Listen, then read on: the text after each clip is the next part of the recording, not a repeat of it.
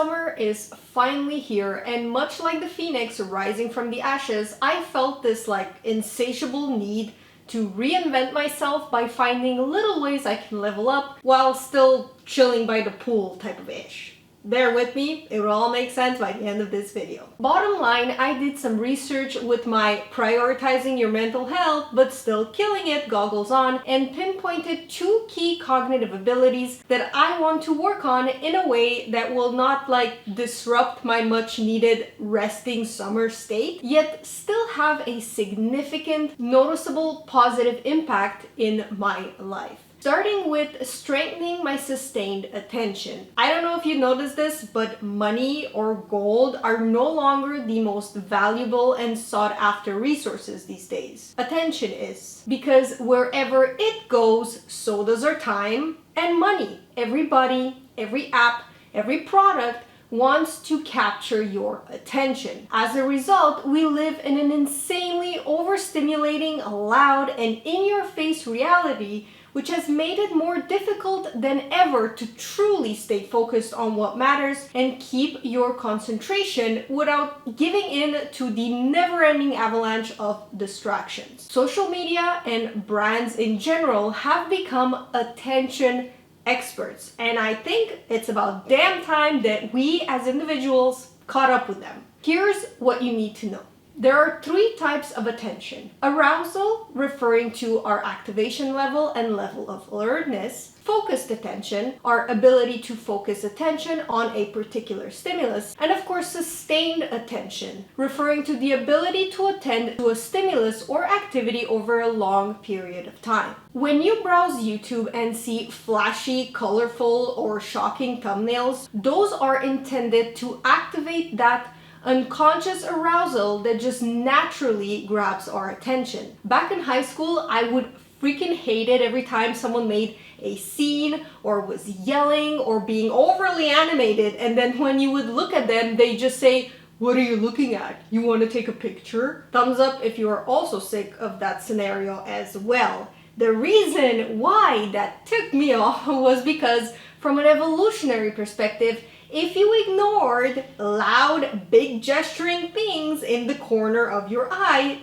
you could have died. So we are wired to pay attention to what is arousing, so we can assess whether or not it threatens our survival. Coming back to today, you might not have control over the arousal part, but you do have a say on your focused and sustained attention. In my opinion, the reason why so many of us fail to stay concentrated for long periods of time and really focus on what's in front of us is that we don't take into account that attention requires practice. If I haven't gone to the gym in 2 months, I'm not just gonna pick up where I left off, because I'm definitely going to hurt myself. So if you've been binge watching TikToks all summer and then in September try to go in for force and read a 30-page chapter of your biochem textbook, we all see where this is going. Nowhere. It's going nowhere fast. That being said, I would recommend using your summer vacay to practice. But ho, don't you worry. You will not even feel it. I actually have 2 exercises for you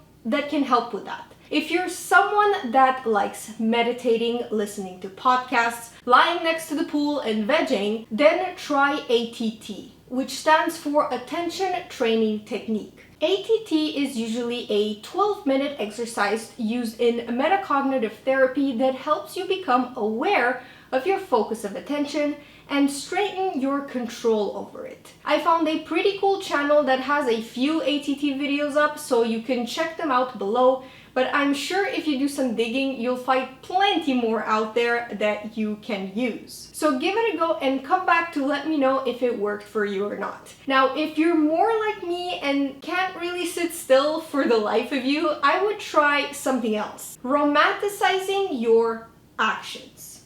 Yep, it's exactly what it sounds like.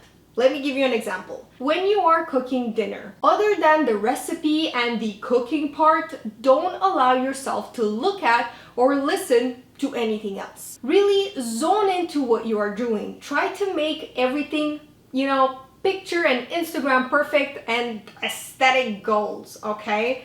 Basically, make a day out of the little things. When I go to work out, I take the time to pick a gym set that I really like, to do my hair, to set up the equipment and really focus on my posture, on counting my reps and being in it to win it, man.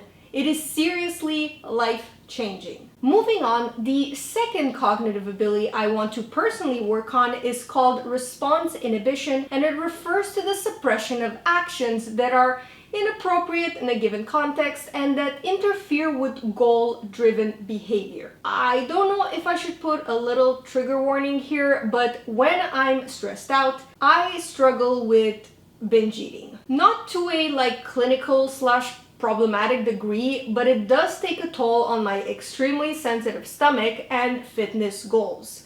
If you also have IBS, I'm sure you can relate. Inhibitory control is the overarching cognitive process umbrella that includes being able to control / regulate one's thoughts, emotions, attention, and in this particular case, behavior. I actually created an entire workbook over on my Etsy shop dedicated to emotional regulation, if that's the one you personally find challenging. For me, it's really the behavior part that I struggle with because it tends to go on autopilot without me noticing until the action is, already done. What has honestly worked for me might sound a little bit annoying, but I practice asking myself, what are you doing when I touch food, particularly snacks, outside of my eating window? I find that this way I can snap out of my bubble and bring awareness to my response before I respond. It gives me a chance to consciously decide